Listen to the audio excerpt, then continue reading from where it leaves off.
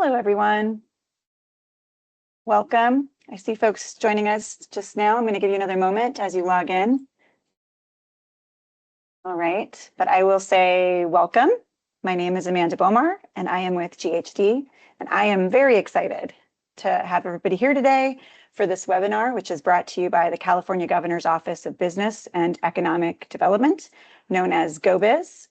And we're collaborating with E3 and GHD. The title today is Webinar 5, Draft Clean Energy Permitting Playbook and Toolkit, a walkthrough.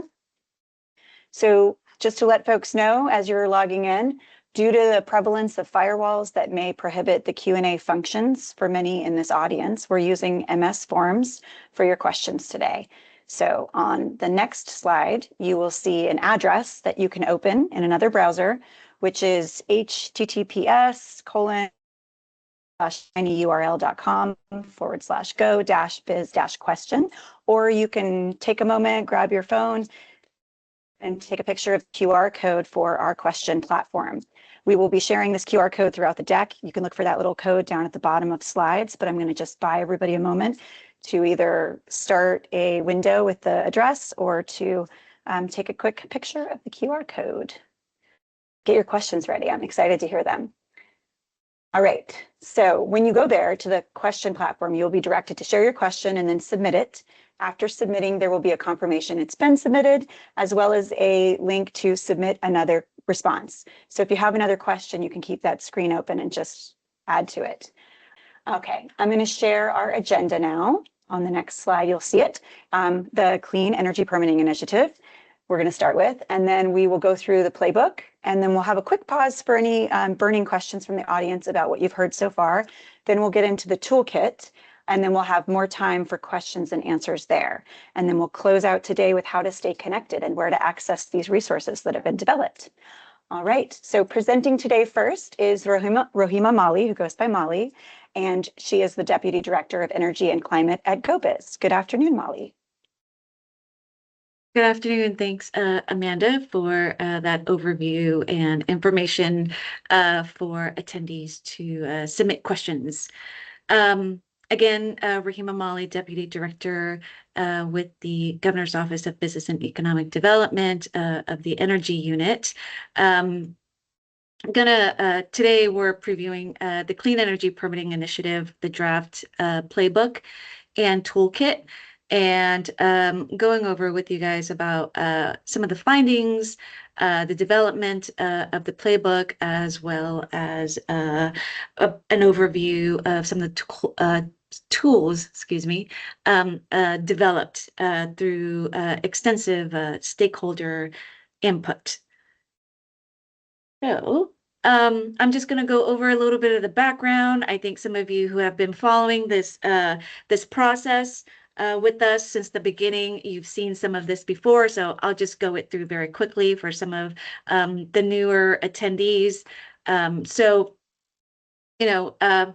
Some of the reasons behind why we embarked on this journey and putting together this toolkit is that, California has really ambitious energy and climate goals. So looking to decarbonize the state's electrical grid by 2045, which means that we are going to be adding a lot more renewables to the grid to be able to obtain and retail customers can have that carbon-free electricity.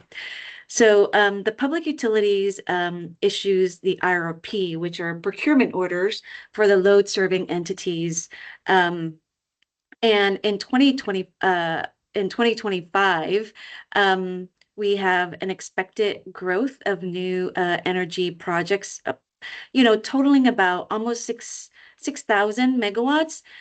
We've so far we have brought on about 3,000 megawatts and about another 3,800 to go. That's what we are expecting from the information that we have received from LSEs. And then from 2026 to 2028, the expected number of megawatts to be added to the grid from new renewable energy resources is about 17,000 megawatts. And so, with that many projects that are expected to come online, the state created this interagency working group called the Tracking Energy Development Task Force, which includes GO-Biz, the Public Utilities Commission, the Energy Commission, and CAISO. So we work together. We meet with developers to understand any issues that they are experiencing with project deployment, and we offer assistance when appropriate, to help them, unstick some of these issues so then their project can come online, which goes back to the expected growth numbers. Those are the projects and the megawatts that the state is helping to try to get online to then serve and meet our 2045 goals. Next slide, please. So just quickly, since the Public Utilities Commission started tracking this from 2020, we have put on the grid about 28 gigawatts of new energy sources, and totaling about 416 projects over the last 5 years. Last year was, one of our record-breaking numbers. We put on, there were about close to 7,000 megawatts of new resources that were added to the grid. Compared to the years before, it was a little bit lower than that. Last year was our banner year. And we're looking to keep up that pace, or we need to keep up that pace in order to reach our 2045 goals. This slide right here is just a breakdown of the types of resources that came online from 2020 to August 29th, 2025. As you can see, storage makes up a good portion of it, and followed by solar, and then, hybrid, and some wind, and some geothermal, and biogas, and biomass, and hydro. Next slide, please. So this slide here shows the not expected, but it provides information about the interest of project development in California. So this picture here identifies, this is from the CAISO queue. So projects, developers who are interested in developing projects in California have to go through the CAISO process to interconnect their project to the grid. And so what they do first is that they put their project into the queue to show that this is what they want to develop. And I believe this is like the most recent queue, and the number of proposed projects equals to about 207,000 gigawatts of new projects that developers are looking to build. Whether they are going to build it, whether that come to fruition or not, is another story, and they have to go through a lot more steps to actually get it on the grid. But this kind of shows the viewers and localities the level of interest and where those projects, they're looking to build those projects. Next slide, please. And this slide represents what is under contract. So when a developer puts their project into the queue, they have to go through certain steps to actually continue to move forward and interconnect their project. And one of them is getting a contract to provide that power. So with a load serving entity. So for example, a CCA or an IOU, a developer will contract with them. So they will build that and then provide the power to the LSEs, who then transmit that power to the folks like us. And this information is from the Public Utilities Commission. As you can see, there is about, approximately, this information is as of August 2025, 20,000 megawatts that's under contract and expected to come online in 2029. So this shows like what is actually more real, that the developers are moving along in the development process, getting their permits, performing their environmental reviews, getting their interconnection agreements, and doing what's needed to finally become commercially operable. Next slide. So, permitting is one of the areas that we hear a lot that we recognize can be improved, with 58 counties, 450 plus cities, permitting kind of varies throughout California. And despite the permitting challenges, we have brought on, almost 20,000 of gigawatts onto the grid since 2020. So there are localities that have improved and streamlined their permitting processes. They have, created ordinances that help to improve their efficiencies, and have incorporated some like environmental and clean energy goals and resiliency into their general plans.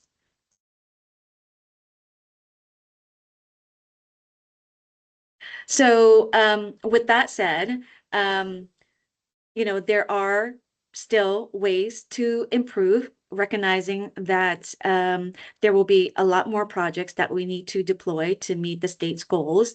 And so this Playbook and Toolkit looks at some of the findings that we found with our stakeholder outreach and the toolkits developed.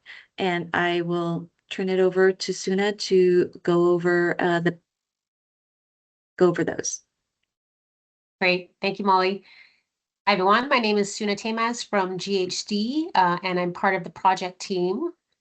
Building on what Molly said, the last few years have brought record amounts of clean energy online, and this initiative was about hearing from California's local players on what best practices they were using in clean energy, what resources they wish they had, and what challenges they faced. Next slide, please.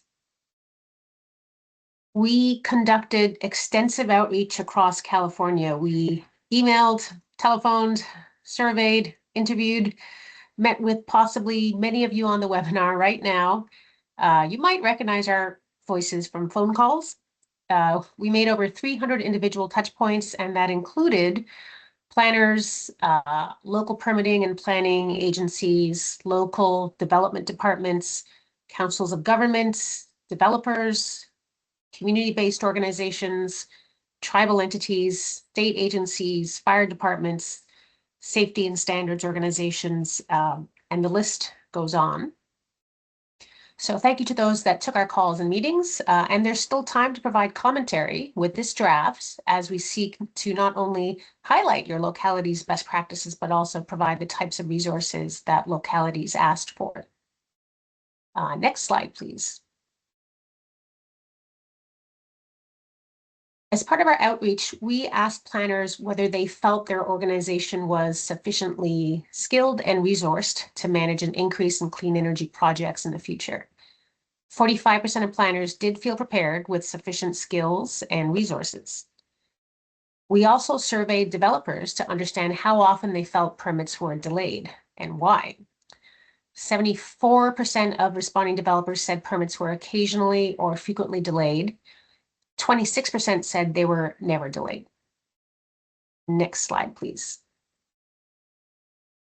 We asked developers whether the permitting process had ever been a factor to not pursue clean energy development in a particular locality.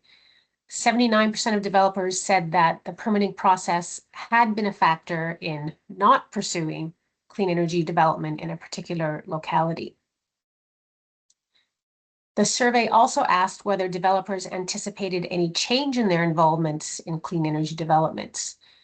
54% of respondents said they plan to increase development. Next slide, please. The playbook available on the GO-Biz website provides more information about the stakeholders and the responses. It discusses why planners felt or did not feel prepared, what was the cause of delays from the planner's perspective and the developer's perspective. And we also identified the common themes or opportunities to accelerate local permitting processes. And those themes are summarized on this slide. The first theme was to have a consistent understanding of a clean energy project. What is the development of the clean energy project development lifecycle?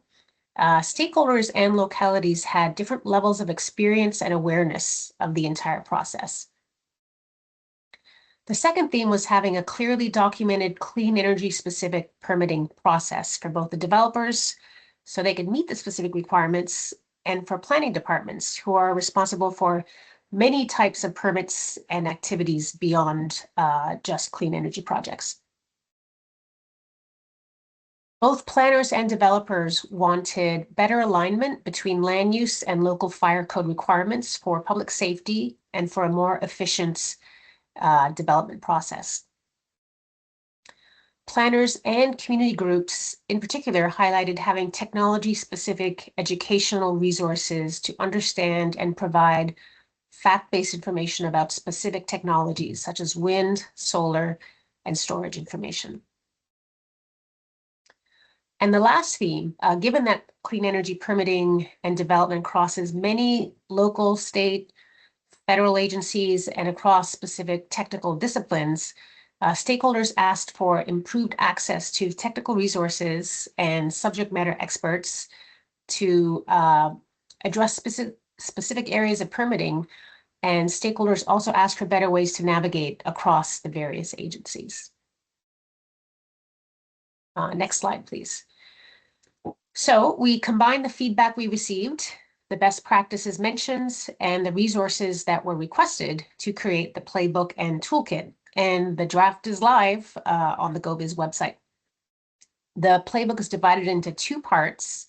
The document's divided into two parts, the playbook and the toolkit. I will cover the playbook and then we can pause for any questions. The QR code and the link is provided in the slide. And then we've had a few questions come in, and then Lakshmi will cover the toolkit. So next slide, and we'll start drilling into the playbook. And then one more slide. So the playbook provides a guide to understanding the clean energy policy landscape, understanding clean energy projects and their life cycle, and understanding clean energy project permitting. Next slide, please. The playbook also summarizes the learnings from this initiative and summarizes the feedback received from those 300 plus points of outreach. So that playbook section is divided into two sections. So I would call section 1 is the Clean Energy 101 narrative, and section 2 is the compiled findings from the outreach. Next slide, please. We're going to drill down into section 1 of the playbook. And so it starts with the clean energy. You can consider this a Clean Energy 101 narrative. It starts at the macro level and lists out key policies that have helped shape California energy, the landscape, and laws that impact permitting. There's an overview of each of these laws, and the areas include greenhouse gas reduction goals, clean electricity policy, and specific state permitting laws and how they impact local permitting. You can see the policy names. The playbook has links to the policies, and some of the additional ones featured on this slide include AB 205, which is the CEC opt-in certification program, consolidated permitting for renewable projects. You can see the Williamson Act and solar use assessments, and the Sustainable Groundwater Management Act. So all of these policies work together and also impacts locality and local permitting.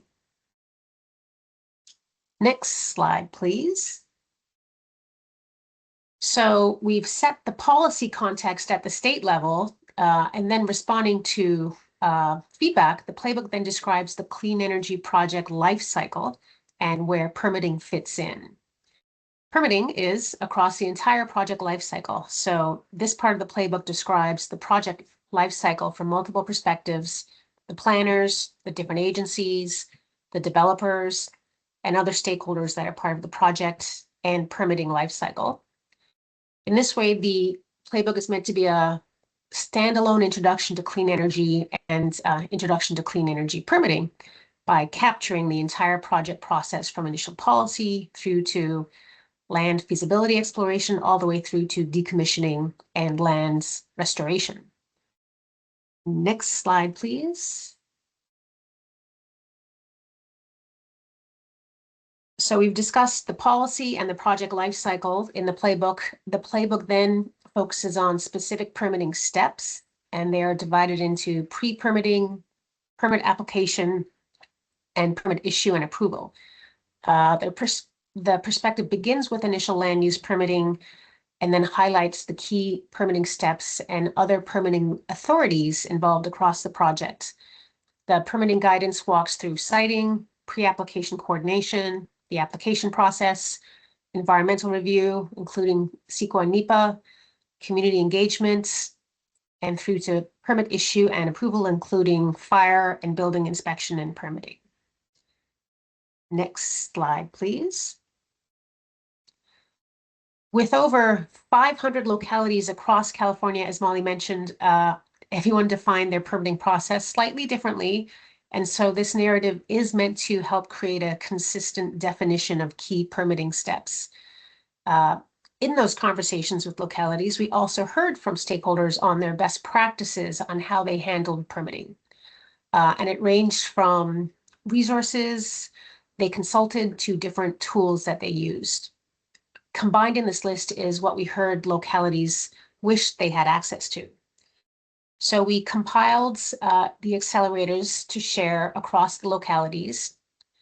And these accelerators, think of them as lots of both little and big enablers that help coordinate a process that does jump across multiple stakeholders, different agencies, and different timelines.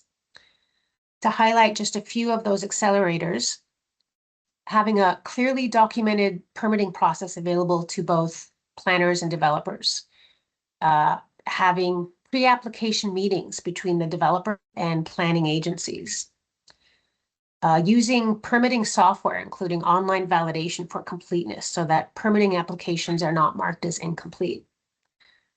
When we compiled the list of identified and desired accelerators, we then looked at which ones that GO-Biz could help develop, which is the slide you're looking at now.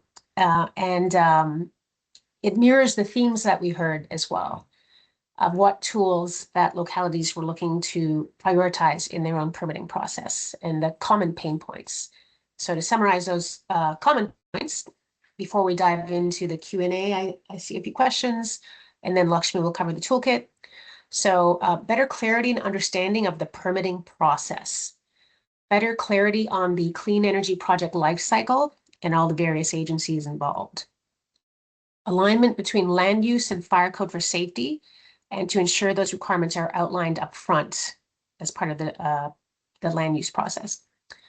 Technology-specific resources to both better understand and communicate around solar, wind, and storage. Navigation across and understanding of the various agency requirements. With that, we did try to service a lot of the planners' own accelerators, and we would love to get your feedback on the playbook as well as the toolkits available on the GO-Biz website. With that, next slide. And Amanda, I think we're ready for any questions. Yeah, thanks. Thanks, Suna. I'm just hitting refresh right now on the question document. 1 second. Let's see.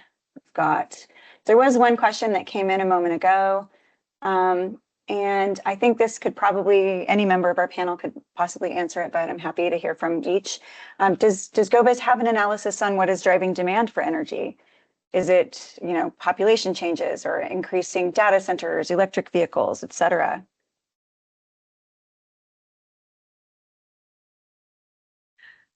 There has been, the Energy Commission does the load forecasting through the IPER, and a lot of the demand is coming from our electrification goals. So looking to electrify and decarbonize our buildings, our fleets. So that it is one of the main drivers driving demand. And also, I think as the question included in the question are data centers.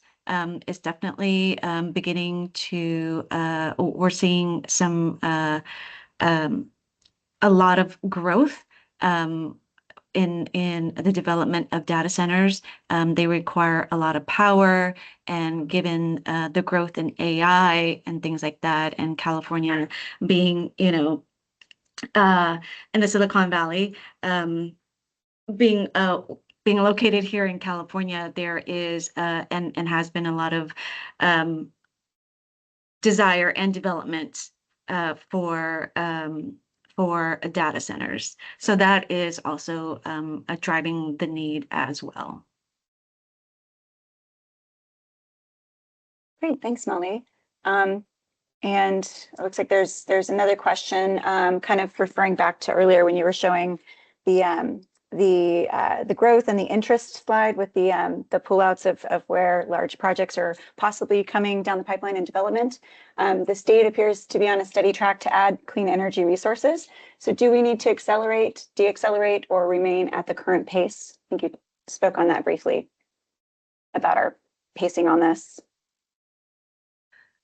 I think, SB 100, it's the last SB 100 says that California has to deploy anywhere between, 7 to 10,000 megawatts per year to reach carbon neutrality. So at the current pace of procurement and what's under contract, we, last year we did 7,000. This year, we're hoping to bring on 6,000 or a little bit over 6,000 megawatts. But we have to be able to keep that pace, if not increase, to be able to reach our goals. If we can accelerate, that would be great. So we reach our goals sooner. But we know with project development, especially with utility scale, that takes a lot of time and effort. Great, thanks.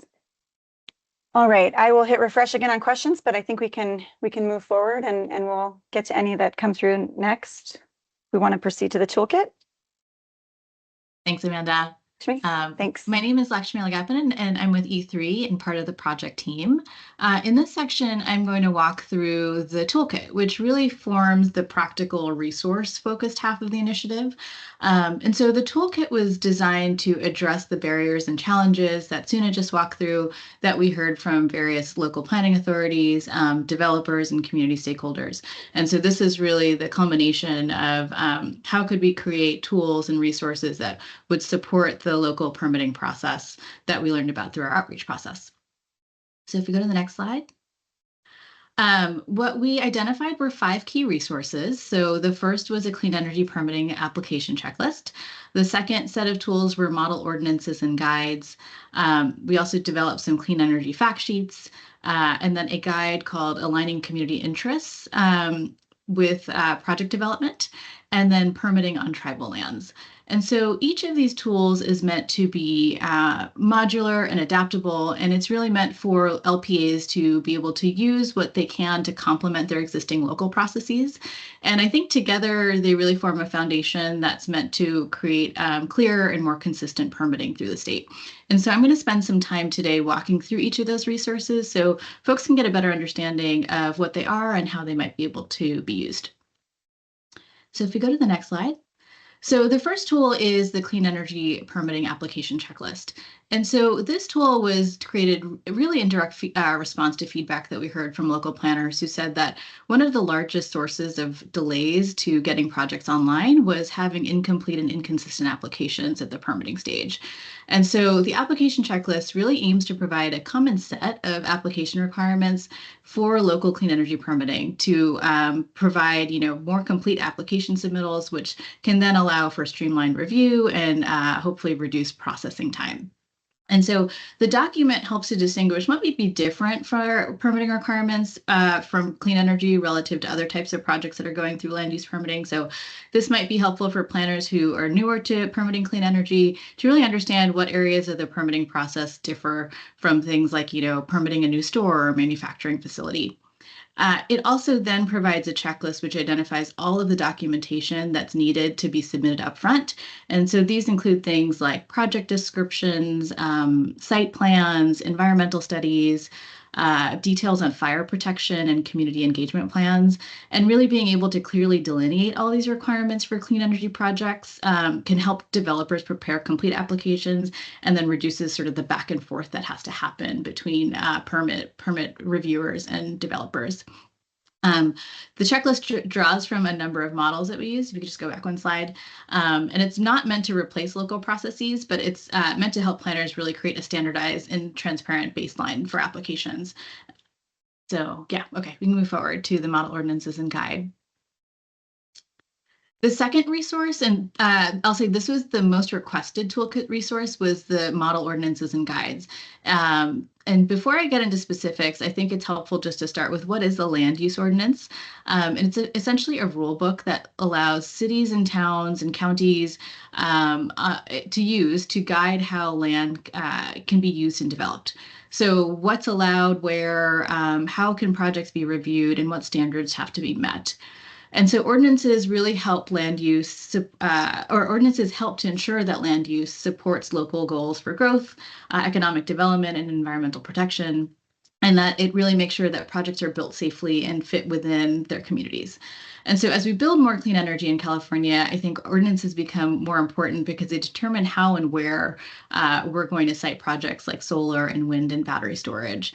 And while a lot of local planners already have ordinances in place for solar and wind, there's only a handful that have them in place for battery energy storage or BESS.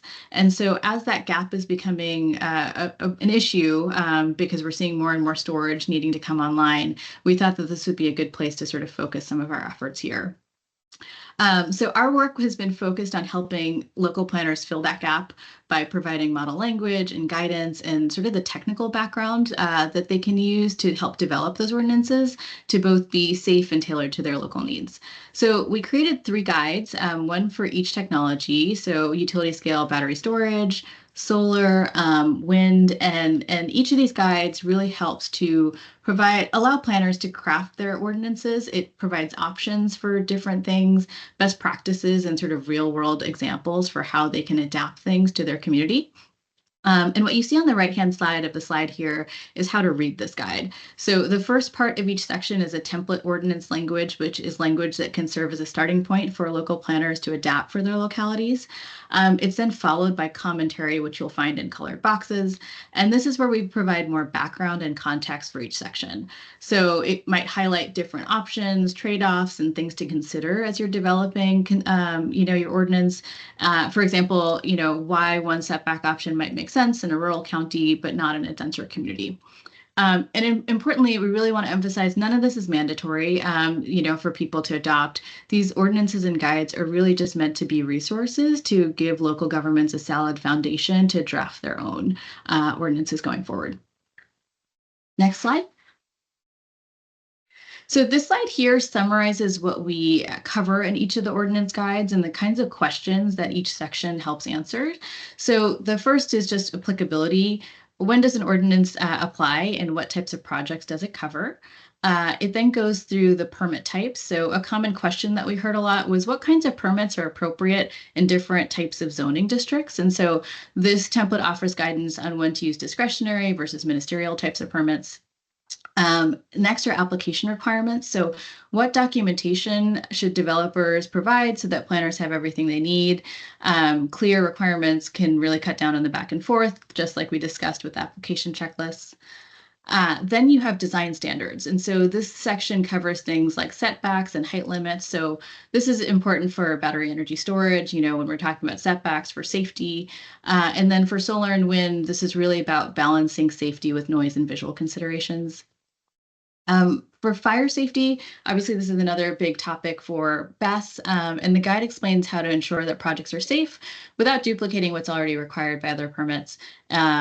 And then for permitting safety and environmental compliance, this section aims to provide additional standards to really help protect sensitive habitats and to minimize environmental impacts while we're trying to keep projects moving forward.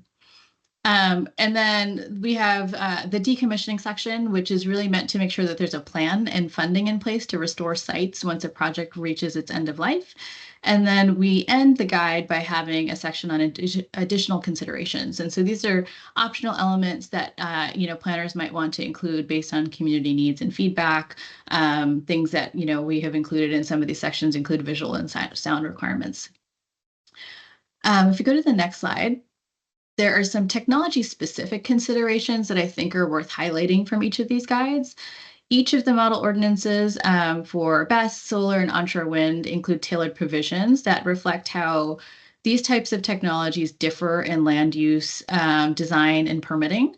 And so some of the technology-specific considerations shown on the slide I think are worth highlighting. So for battery energy storage, the guide really tries to highlight safety alignment. It references the California Fire Code and really emphasizes coordination with local fire departments.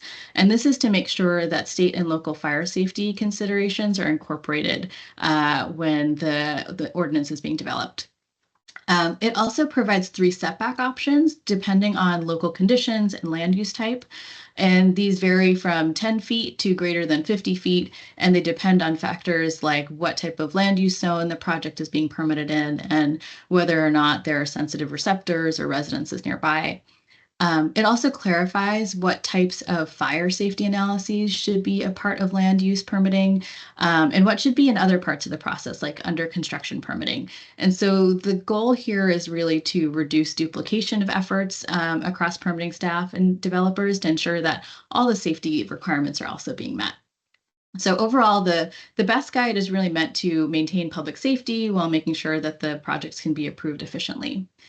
When it comes to solar, the focus is around ensuring land use compatibility. So being able to balance energy generation with local land use priorities and stewardship of the environment. And so it addresses things like visual and aesthetic impacts. It also includes things like setbacks and screening buffers to reduce glare and to maintain sort of the character. And it also discusses ways that solar can coexist with existing sort of farming activities, particularly on degraded or non-productive farmland. And it also includes a section on decommissioning, because that was something that we heard come up quite a bit to ensure that the land can be restored after the project's life cycle. So here, the solar guidance is really about thoughtful siting by being able to integrate energy projects into existing land uses. For wind, the wind guide recommends height limits consistent with different specifications from manufacturers and sort of safety requirements from the FAA. And it also requires guidance on setbacks to minimize disturbances from sound and shadows and visual impacts, which are typically tied to sort of the height of different turbine tips. And it also addresses other visual and noise impacts through things like turbine spacing, acoustic limits, et cetera. And again, this also includes a decommissioning plan. Because wind projects can be more visible than solar and storage, this guide really tried to help balance the visual sensitivity and safety relative to performance. And again, these model ordinances are really just meant to provide jurisdictions with a template that can help streamline ordinance development and adoption. If we move to the next set of tools, these are the clean energy fact sheets. And so these are 2-page public education tools that are really designed to help provide education to communities, residents, and even potentially media on how clean energy technologies work. It also includes details on what their benefits are and what considerations come along with them. We heard a lot through our outreach that there wasn't a lot of great information out there that was sort of digestible and understandable on what these clean energy technologies are and what they can provide communities. So these fact sheets were meant to address some of those concerns. We have one for each of the 3 technologies: solar, onshore wind, and battery storage. And we sort of present things in a non-technical, sort of balanced way about each of the technologies and how they contribute to California's long-term energy goals, and also how they can provide benefits like job creation and economic activity, and also ways to address certain community concerns. Go to the next slide. Again, each of the fact sheets sort of has a focus on the sort of thing specific to that technology. So for the solar fact sheet, what we tried to do here was focus on land use and compatibility. So how can projects coexist with agriculture and open space? And here it covers dual use or sort of agrivoltaic opportunities, ways to reduce glare and visual impacts, and how solar can actually help with dust control on fallowed land. It also touches on some of the environmental review considerations at CEQA, and so that sort of helps to demystify things for communities and understand how impacts can be evaluated. For wind, the focus is on wildlife and visual impacts. And so it explains how CEQA can help protect wildlife like birds and bats. And then it also provides context for local noise and visual design standards. And it also highlights opportunities for co-location with agriculture. And there's also a section in here that addresses common myths, because that was one thing that we heard, is that there's a lot of misinformation out there about wind. And so what we tried to do is address some of the common myths about health and safety. With battery energy storage, the focus here was really around fire safety and reliability. And it explains what the main different types of battery chemistries are in California, how local fire and building codes are used to regulate these facilities, and then why outdoor installations and sort of clear emergency access is really considered best practice. So in whole, these materials, I think, should be used as part of community engagement. And ways to potentially use these are distribution during public meetings, posted on local websites. And the goal with this is really to help make the technologies feel approachable and transparent to residents and community members. The next slide. Thanks. So this guide is called Aligning Community Interests with Clean Energy Project Development. And it's really about helping local planning authorities align community interests with clean energy development. And so what we know that clean energy projects can deliver real local benefits, but I think realizing those benefits really depends on how clear communication and early engagement and shared understanding between the developers, planners, and communities sort of come together. And so the guide has 3 main sections. The first is on explaining the typical benefits that we see from clean energy projects. And so these are things like new jobs and local business opportunities, improved air and water quality, increased property and sales tax revenues. These are what I'd sort of consider baseline benefits, and they exist before any negotiations take place. On top of that, on top of these baseline benefits, we're also seeing a number of negotiated benefits. And so these are agreements that go beyond what's required and are tailored to a community's specific needs or priorities. And so the most common ways we've seen this happen are through community benefit agreements, or CBAs. These are legally binding agreements between developers and local groups that sort of spell out how community investments will happen. So this, examples of this are funding for workforce development programs, improvements to local infrastructure, or support for, things like schools or housing, parks, et cetera.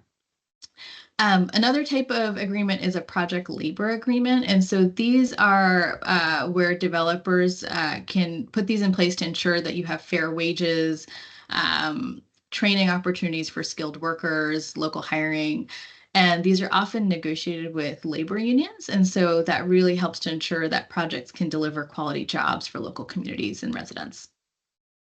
In addition to these formal mechanisms, there's also voluntary or ad hoc benefits that developers provide, such as sponsorship of different community things, environmental restoration projects, or partnerships with local institutions. And so the idea here is that these negotiated benefits can help build trust and mutual accountability, really, between developers and communities. And so that turns the project from something that's happening to a community, that's something that a project is happening with the community. And then the final piece of this guide is really on how to communicate these benefits. And that's often, the deciding factor in whether communities support or resist a project. And so the guide stresses the importance of early, clear, and ongoing communication. And so this means providing materials on what the project is, what it's going to bring to the area, and what measures are being taken to ensure that local interests are being protected. It also means working closely with community-based organizations who often have the trust and the reach that developers may not have. And so partnering with these groups ensures that outreach is culturally appropriate and that it reaches the residents who are most affected by the development decisions. And we also found that it's really important to provide transparent and quantitative information about project benefits. So to the extent that things like the number of jobs, the estimated tax revenue, the amount of pollution that can be avoided, when these benefits are measurable and real, it's much easier for communities to feel ownership and support for projects. So what this guide provides is a framework for collaboration, for transparency, and what we found is that when local governments, developers, and communities work together early in the process, it can really help projects move faster. You have reduced opposition, and then the benefits can be shared more equitably across all the participants. If you go to the next slide, and this is our last resource. This is the Permitting on Tribal Lands resource. And this was meant to provide context for for understanding really how the permitting process differs for projects that are located on or near tribal lands. So clean energy development on tribal lands in California is growing, particularly technologies like community scale solar, storage, and microgrids that sort of enhance energy resilience for those communities. However, the permitting framework really depends on two factors, and this is tribal recognition status and the type of land that the project is getting sited on. So federally recognized tribes that have land or federally recognized tribes as trust lands fall under federal jurisdiction with the Bureau of Indian Affairs as the permitting authority, and then the NEPA as the guiding environmental review. And then projects on non-trust lands, by contrast, actually follow state and local processes under CEQA. The other main thing that we found is that consultation plays a really central role to a lot of this. So agencies must engage in government-to-government consultation with federally recognized tribes when projects can affect cultural or ecological resources. And even for unrecognized tribes, many developers and agencies still choose to consult voluntarily to respect cultural heritage and to build goodwill. And through our outreach, we found that tribes are really interested in clean energy development, but I think face some challenges when it comes to capacity, funding, and technical expertise. And they really emphasize the importance of engaging early, the respect for sovereignty, and then the opportunities to be able to have ownership or revenue participation in projects. And so I think our engagement with the tribes really underscored that successful projects are going to be built on, transparency and trust and sustained relationships. We go to the next slide. So now that I think we've given you a tour of the full playbook and toolkit, we'd really love for you all to take a look at the documents and really provide your feedback. We've posted all the documents on the GO-Biz website. And so if you take a look there, you can see these are sort of snapshots of the website. We're asking for comments via email by November 21st. We're then going to take the feedback back, review it, and then make any revisions to the playbook and toolkit before we're finalizing it. And so really encourage all of you to take a look there, see how you can use these tools, and provide us with any feedback for us to be able to make them better. I also want to note that all of our previous webinars and presentations and recordings are all on the website in case you are interested in diving deeper into some of these topics in more detail. Thank you. And with that, I think I'll pause and we'll open it up for questions on how these tools might fit you or any other questions you have about the permitting initiative. Great, thanks, Lakshmi. And we have a couple of questions. I'll start with one for you because you were just speaking. And you kind of talked a little bit about the community benefits just there, but this question's curious to know about feedback that you have received from focus groups or other stakeholders involved in this project so far about the importance of community benefits in clean energy permitting. Yeah, so we actually heard this pretty consistently from various stakeholders that we talked with, is that community benefits are not just sort of nice to have, incremental, but they're really sort of central to being able to earn the support from local communities and can be instrumental in streamlining the permitting process. I think we heard from planners that they told us that projects move faster when communities are able to see sort of clear benefits like jobs and local investment. And then we also heard from developers that when you have a framework to identify and communicate those benefits up front, it reduces time because you're not coordinating with, lots of groups. And that it also helps with reducing the opposition and uncertainty later in the process. Great, thanks. And then kind of question that could be fielded probably by either you or Suna as well. Can these tools be used for all types of renewable energy projects? I know you spoke a bit about the focus on solar, wind, and BESS storage. For example, one municipality is developing geothermal. They're lucky to be in a position to do that. And another person asked a question about potentially considering hydrogen projects in these tools. Yeah, I can take that, and then maybe Suna, if you want to add anything to that too. Well, the Playbook and Toolkit are really focused on onshore wind, solar, and BESS. I think that there's a lot of best practices that are probably applicable across different technologies. And particularly for things around the pre-application meetings and trying to understand all of the application requirements, there's sort of consideration for environmental review, I think still apply. There's maybe some differences in terms of what types of environmental reviews are specific to specific types of technologies, and there might be sort of unique considerations for hydrogen when it comes to sort of the transportation and storage of that. But I do think that there's probably a lot within the toolkit that could be more broadly applicable. Just to echo that, so the common themes would still apply there. And so if the localities experiencing a specific type of clean energy technology, that's fairly common as well. So the common areas were understanding around the permitting process clarity. Is there a permitting process specific to that technology? Are the pre-meetings occurring? Is there ordinance alignment for both community involvement and safety? Do you have access to the technical resources to help with some of the more technical questions? Are there technology-specific fact sheets? And is there a clear outline of community benefits? So regardless of the type of technology, there were certainly common themes. And I think to put GO-Biz on the spot too. GO-Biz has also plays a role in facilitating the interagency coordination and helping provide the right resources. It would be a good resource for you as well.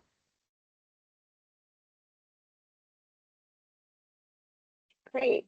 Thank you for that. And then, as always, we've got the question about sharing slides, and I think you guys touched on it earlier that the slide deck will be shared out as well as the recording, and we also have links to the previous webinar recordings as well. Let's see, any more questions coming through? There was a question about potentially, so the rollout plan timing for the final playbook and toolkit.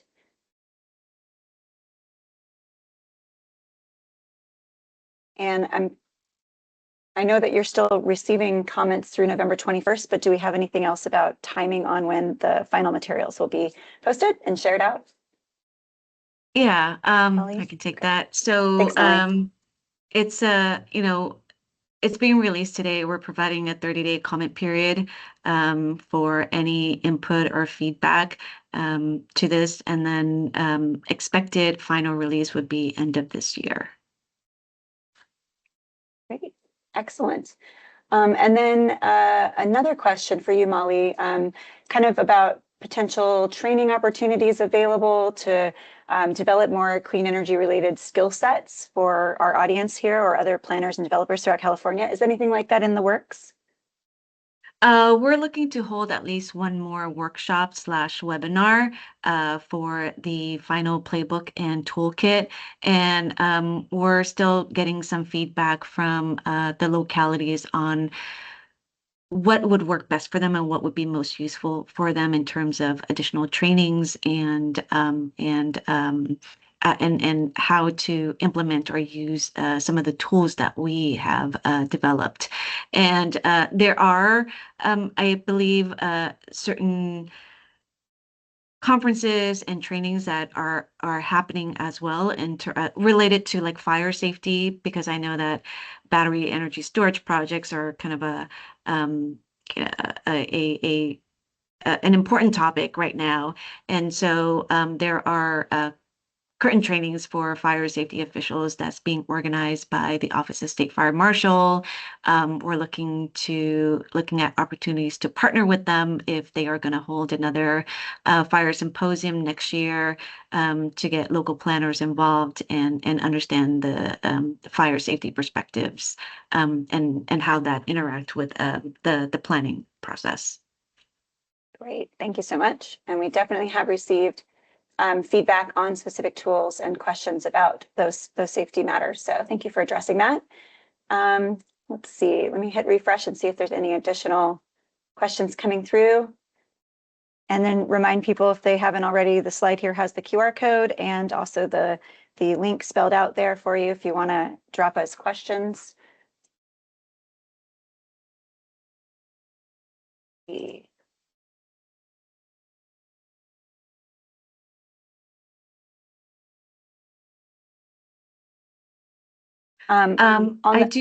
Sorry, ahead, Molly. sorry, You're Amanda. good. I think there was a comment about, and I'm just going to read it, and maybe address it. From a Native perspective, there is concern about terming lands under use, quote unquote. All lands have a purpose, even if it just provides space and habitat. Deeming any land underused is a misnomer. So again, part of why we're putting this out for public feedback and comment is to get, feedback such as this. So if there is a different way to understand this and this perspective, or any background information that you can share with us so that we do get it right in the final, please share it with us. Great point. Definitely still open for some adjustments and for considering how folks would prefer to have that referenced in the guidebook. All right. Let's see if there's any other questions coming through, and I'll flip to the next slide just while I'm checking. This will show you exactly how to email this team for any questions or to schedule a briefing. It's energyunit@gobiz.ca.gov. And then there's a link here and for a way to provide feedback by November 21st of 2025. Let's see, just going to take one more check on questions. Okay, Molly. So there's a question that came through. Is this guidance mandatory? I think we've kind of touched on it. It's not necessarily mandatory. It's meant to be helpful. How would you frame it? Yes, that's correct. This guidance, like I says, it is a guidance. It is not mandatory. What we found in our surveys and stakeholder outreach is that some of the localities who are looking to update their ordinances and are undergoing some of these permitting challenges are looking for resources and information to help them with their process. And this guidebook, this playbook and toolkit serves that. It acts as a reference, provides additional information, and just general kind of like permitting, energy project deployment timelines and processes.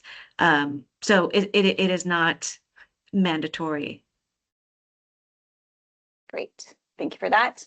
I have a question for Lakshmi, if you're open for taking another. The question is, did the recent passage of the Laird Bill impact the draft template for the BESS section?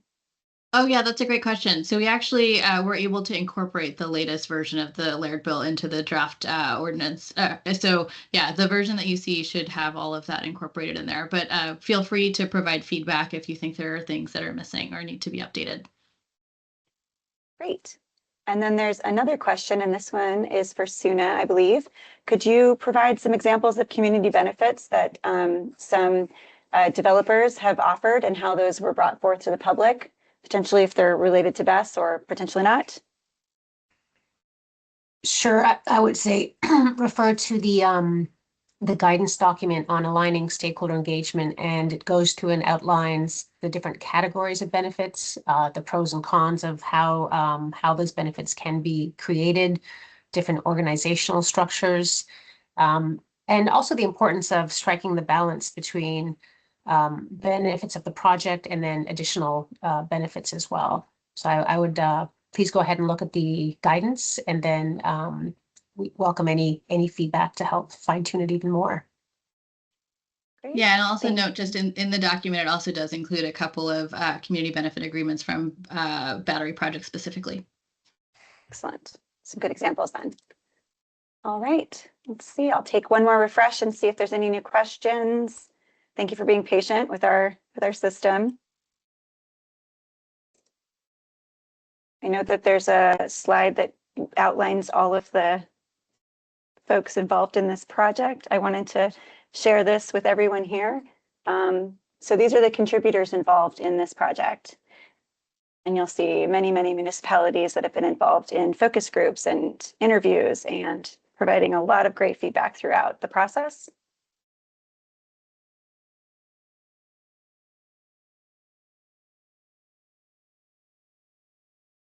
Thank you to everybody, if anybody's in the audience listening, that participated and answered those phone calls and participated in those interviews with us earlier this year. We really appreciate your input. It was really invaluable developing this. All right, Molly, I'm going to pass it to you if you have any further thoughts or want to share anything else.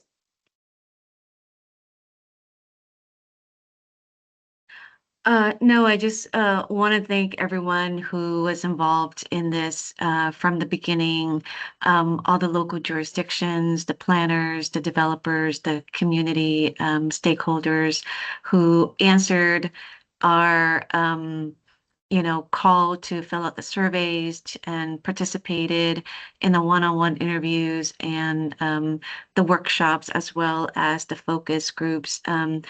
Your input really helped guide us to where we are today and the development of this. This book is not a catch-all for everything, but it focuses on 3 core technology types that we see are going to be deployed over the next several years, and some of these things will change over time. And so what we're trying to do here is just capture what is helpful and useful and workable at this point in time. Lots of input, and this is another opportunity to send your comments in if you haven't already, or if you see anything additional that you wanted to let us know about, or just a thumbs up would be nice too. That's right. We'd love to hear the stories as you use these resources, what's been working well as well. So happy to collect those as well via the emails or reaching out. Thank you so much. All right. Well, thanks everyone for your time today. And as we said before, the slides will be shared out as well as the recording, and of course these materials, these resources for you to access as well for where they're located. Thank you so much, and have a great rest of your day.